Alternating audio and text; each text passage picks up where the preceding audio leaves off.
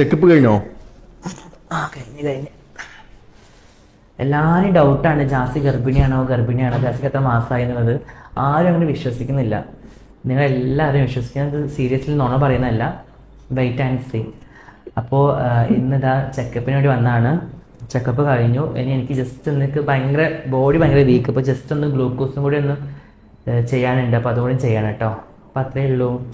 ടാറ്റാ.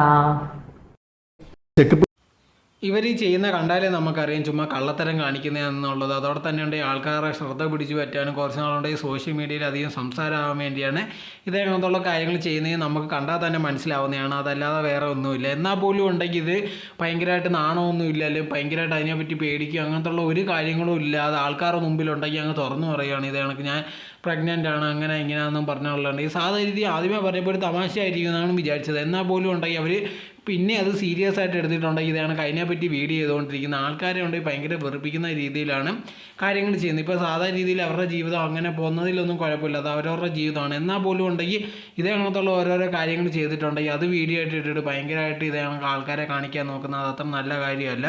ഇതിനെപ്പറ്റിയുള്ള നിങ്ങളുടെ അഭിപ്രായം തോന്നുന്ന കമൻറ്റ് ബോക്സിൽ കമൻറ്റായി രേഖപ്പെടുത്തുക.